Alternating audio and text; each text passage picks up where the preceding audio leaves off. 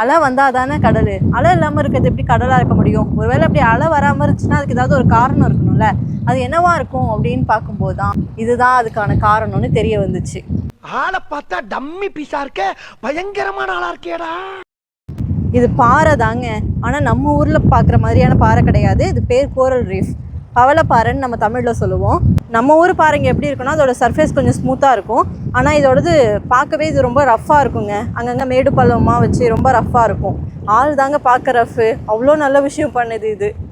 ரோட்டில் எப்படி வேகத்தடை இருக்குது அதே மாதிரி கடலுக்குள்ளே இருக்கிற வேகத்தடை தாங்க இது. கடல் அலையோட வேகத்தை இது சுத்தமாக குறைச்சிடுது. அப்படி இல்லைன்னா இல்லாமலும் பண்ணிடுது. சில டயத்தில் நார்மலாக வரும்ல அந்த சின்ன சின்ன அலைகளை தடுக்கிறதுக்கான பவர் தான் இதுகிட்ட இருக்கே தவிர புயல் வரும்போது ஏற்படுற பெரிய அலைகளை தடுக்கிறதுக்கான சூப்பர் பவர் நம்மள்கிட்ட கிடையாது. இது பற்றி தெரிஞ்சதுக்கப்புறம் நான் அதோட ஃபேனாகவே ஆகிட்டேங்க. பாருங்கள், வீட்டுக்கு எடுத்துகிட்டு போக எவ்வளோ கலெக்ட் பண்ணி வச்சுருக்கேன்னு. இவ்வளோ நல்ல விஷயம் பண்ணுறது வீட்டுக்கு மட்டும் எடுத்துகிட்டு போனால் பத்தாதுல்ல. அதனால இந்தியாவுக்கு 4 சூட்கேஸ் கோரல் ரீஃப் பார்சல்.